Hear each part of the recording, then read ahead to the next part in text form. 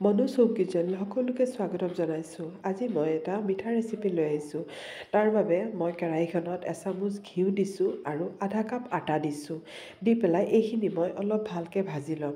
মই আজি লালমোহনৰ ৰেচিপি লৈ আহিছোঁ। লালমোহন আটাৰে কি ধৰণে একেবাৰে সহজভাৱে লালমোহন বনাব পাৰি সেইটোৱে ৰেচিপি মই লৈ আহিছোঁ। আজি আটাখিনি মই ভালকৈ ভাজি ল'ম। তাত বেছি মই কালাৰ আহিব নিদিওঁ, অলপ ভাজি দিছোঁ। খালি কেঁচা গোন্ধটো যাব লাগে। সেইধৰণে ভাজি পেলাই মই এখন প্লেটত ট্ৰান্সফাৰ কৰি পেলাই এইখিনি অলপ মই মেলি দিম আৰু ঠাণ্ডা হ'বলৈ দিম। এতিয়া এইখিনি ঠাণ্ডা হৈছে, তেতিয়ালৈকে মই চুগাৰ চিৰাপ বনাই লৈছোঁ। মই একাপ চেনি লৈছোঁ আৰু 1.5 কাপ পানী লৈছোঁ। 1 কাপ চেনি আৰু 1.5 কাপ পানী, সঠিক জোখটো হেৰি কৰিব। লালমোহনকেইটা খুব ভাল হ'ব। ইয়াত মই ইলাচি দুটামান দিছোঁ আৰু অলপ কেশৰ দিছোঁ। যদি কেশৰ নাথাকে তেতিয়াহ'লে অলপ ফুড কালাৰ দিব পাৰে, নহ'লে স্কিপ কৰিব পাৰে, কোনো কথা নাই। আৰু দি পেলাই এইখিনি মই এতিয়া চেনিখিনি মেল্ট কৰি লৈছোঁ। আৰু চাওকচোন, কেশৰ দিয়াৰ কাৰণে কালাৰটো খুব ধুনীয়া আহিছে।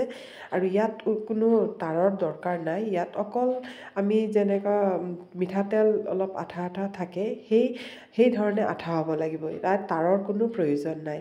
যেতিয়া এনেকুৱা অলপ আঠা টাইপৰ হ'ব, বেছি ডাঠ হ'লেও আমাৰ চুগাৰ চিৰাপ লালমোহনকেইটাত নোসোমায় আৰু বেছি পানীয়া হ'লেও লালমোহনকেইটা ফাটি যাবগৈ। আৰু এতিয়া সেইখিনি মই নমাই থৈ পেলাই এইখিনি আমাৰ ঠাণ্ডা হৈ গৈছে। এইখিনি পূৰা ঠাণ্ডা হৈ গৈছে। ঠাণ্ডা হোৱাৰ পিছত মই ইয়াত মই দিছোঁ মিল্ক পাউডাৰ। ইয়াত মিল্ক পাউডাৰ দিছোঁ, তেতিয়াহে লালমোহনকেইটাৰ বাইণ্ডিঙো আহিব, প্লাছ মানে খাবলৈও খুব ভাল লাগিব। আৰু মই এচিকুট বেকিং পাউডাৰ দিছোঁ। এই আঙুলিৰ আগতে দিছোঁ এচিকুট বেকিং পাউডাৰ দিছোঁ। বেছি দিলেও কিন্তু লালমোহন ফটাৰ চান্স থাকিব। আৰু এতিয়া এইখিনি মই খুব ভালকৈ মিক্স কৰি ল'ম, বেকিং পাউডাৰ, মিল্ক পাউডাৰ আৰু আটাখিনি। আৰু এতিয়া ইয়াত মই আৰু এচামুচ ঘিউ দিছোঁ। ঘিউ দি পেলাই মই ভালকৈ এইখিনি আকৌ মিক্স কৰি ল'ম। এই ধৰণে খুব ভালকৈ মিক্স কৰিব, যাতে পূৰা ঘিউ, মিল্ক পাউডাৰ মানে গোটেইখিনি যাতে একেলগে ভালকৈ মিক্স হৈ যায়, সেইকাৰণে খুব ভালকৈ মিক্স কৰি লওঁ। আৰু এই ধৰণে যেতিয়া মুঠি মাৰিব, তেতিয়া এটা লাড্ডু ফৰ্মত হ'ব। আৰু যদি লাড্ডু ফৰ্মত নহয়, তেতিয়াহ'লে আৰু অলপ আপোনালোকে ঘিউ ব্যৱহাৰ কৰিব। আৰু মই ইয়াত অলপ গাখীৰ লৈছোঁ। গাখীৰ ৰুম টেম্পাৰেচাৰতে আছে, ঠাণ্ডাও নহয়, গৰমো নহয়। আৰু এতিয়া এইখিনি মই ভালকৈ মঠি ল'ম। আৰু আমি এইটো একেবাৰে কোমলকৈ, ৰুটিৰ আটাৰ নিচিনা নহয়, একেবাৰে কোমলকৈ মঠিব লাগিব। আৰু ইয়াত আৰু এটা কথা, এইখিনি ভজা হয়, আটাখিনি ভজা হয়, সেইখিনি ইয়াত অলপ গাখীৰৰ বেছি প্ৰয়োজন হ'ব। কাৰণ আটাখিনি ভজাৰ পাছত মানে গাখীৰটো অলপ বেছি লাগে। আৰু ড'টো আমাৰ একেবাৰে কোমল হ'ব লাগিব। এতিয়া মই এই ধৰণে থৈছোঁ আৰু এইটো আধা ঘণ্টাৰ কাৰণে ইয়াত ৰেষ্টত ৰাখিব লাগে। মই কিন্তু অকল 5 মিনিট ৰাখিছোঁ, কাৰণ মোৰ অলপ সোনকালে দৰকাৰ আছিলে, সেইকাৰণে মই 5 মিনিট ৰাখিছোঁ। চাওকচোন, 5 মিনিটতে এইখিনি পূৰা গাখীৰখিনি শুকাই গ'ল। আৰু ইয়াত মই আৰু অলপ গাখীৰ মিক্স কৰি পেলাই একেবাৰে ড'টো কোমল হ'ব লাগিব। কাৰণ যদি কোমল নহয়, তেতিয়াহ'লে আমাৰ লালমোহনৰ ভিতৰটো পূৰা টান হৈ যাব। আৰু আপোনালোকে যিমান পাৰে আধা ঘণ্টামান পূৰা ৰেষ্ট দিব। আধা ঘণ্টাৰ পিছত যদি দেখে অলপ টান হৈ গৈছে, আৰু অলপ গাখীৰ দি পেলাই ইয়াক মঠি ল'ব আৰু একেবাৰে ঢিলাকৈ মঠিব। আৰু ঢিলাকৈ মঠিলে তেতিয়া লালমোহনৰ ভিতৰটো যে কেতিয়াবা টান থাকে, তেতিয়া টান নহয়। আৰু এতিয়া এইখিনি ভালকৈ মঠি ল'লোঁ মই। মঠাৰ পিছত এতিয়া মই হাতত অলপ ঘিউ লগাই পেলাই আপোনালোকে যি শ্বেপ বিচাৰে সেই শ্বেপটো দিব পাৰে। মই আজি অলপ ৰাউণ্ড শ্বেপ দিছোঁ। আৰু প্ৰথমতে অলপ গোল কৰি পেলাই চাই ল'ব। যদি ছাইডত অলপ ফাটে, তেতিয়াহ'লে আৰু অলপ গাখীৰ দি পেলাই আপোনালোকে আকৌ মানে শ্বেপটো দিব। আৰু শ্বেপটো দি পেলাই চাব ফাটিছেনে নাই। যদি ফাটে, তেতিয়াহ'লে কিন্তু তেলত দিয়াৰ লগে লগে ফাটি যাব। চাৰিওফালে চাওকচোন, পূৰা প্লেইন হৈছে আমাৰ, পূৰা মানে মঠাটো পূৰা ঠিক আছে।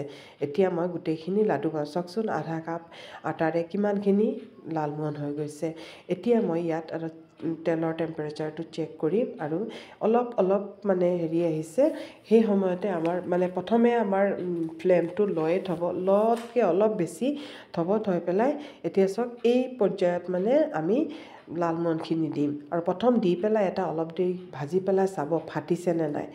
তো আমাৰ এইটো চাওকচোন ফটা নাই তেতিয়াহ'লে আমি সেইখিনি ভাজিব পাৰিম প্ৰথম দি পেলাই চাব ফাটিছেনে নাই যদি ফাটি যায় তেতিয়াহ'লে আপোনালোকে আৰু অলপ গাখীৰ দি পেলাই ভালকৈ অলপ মঠি ল'ব আৰু চাওকচোন মই তেলখিনি কিমান গৰম সেই পৰ্যায়ত মই এইখিনি দিছোঁ আৰু দি পেলাই এইখিনি মই গোটেইখিনি দিলোঁ আৰু কিন্তু এতিয়া আপোনালোকে ইয়াত চামুচ হেৰি নকৰিব কেৰাহীখন ধৰি পেলাই অলপ লাহে লাহে লৰাই দিব কেৰাহীখন ধৰি পেলাই এই ধৰণে অলপ মাজে মাজে এই ধৰণে লৰাই থাকিব যেতিয়া অলপ টান হ'ব তেতিয়া সৰু চামুচ এখনেৰে লৰাব ডাঙৰ চামুচেৰে হেৰি নকৰিব নহ'লে ভাঙি যাব পাৰে কাৰণ যিহেতু তেলত দিয়াৰ পিছত পুৰা কোমল হৈ থাকে আৰু এই ধৰণে এইখিনি লৰাই থাকিব তেতিয়া আৰু যেতিয়া অলপ কালাৰ আহিব তেতিয়া কিন্তু লৰাই থাকিব অলপ পিছে পিছে নহ'লে এক চাইডত কালাৰ হৈ যাব এক চাইড বগা হৈ যাব সেইকাৰণে এই ধৰণে লৰাই থাকিব নহ'লে জ্বলিও যাব পাৰে আৰু যদি এক চাইড জ্বলি যায় তেতিয়াহ'লেতো আৰু একেবাৰে বেয়া হৈ যাব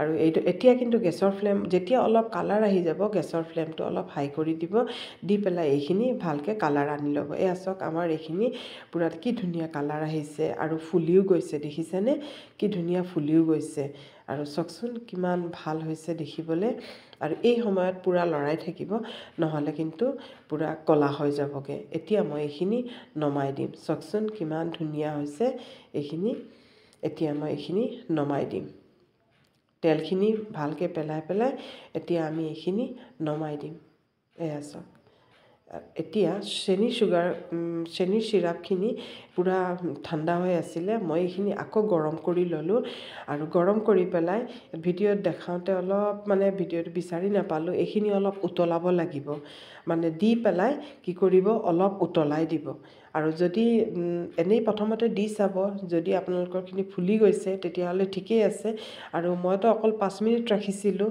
মানে বেছি ৰেষ্ট কৰিবলৈ দিয়া নাই যিহেতু ভজা আটা হয় পানী বেছিকৈ হেৰি হয় তো এইখিনি মানে কি হ'ল মই অলপ উতলাইছিলোঁ তো উতলাওঁতে পিছত আৰু মই ভিডিঅ'টো বিচাৰি নাপালোঁ সেইকাৰণে অলপ উতলাই ল'ব তেতিয়া এই ধৰণে পূৰা ফুলি যাবগৈ আৰু চাওকচোন কিমান ধুনীয়া হৈছে গোটেই চিৰাপখিনি খাই মানে শুহি লৈছে আৰু এতিয়া আমাৰ এইখিনি ফুলি পেলাই কিমান ধুনীয়া হৈছে চাওকচোন আৰু এতিয়া কাটি পেলাই দেখুৱাইছোঁ চাওক ভিতৰটো কিমান ছফ্ট হৈছে আৰু একেবাৰে বজাৰতকৈও আৰু বেছি ভাল হৈছে আমাৰ আটাৰ লালমোহন চাওকচোন কিমান ছফ্ট হৈছে কিমান ধুনীয়া হৈছে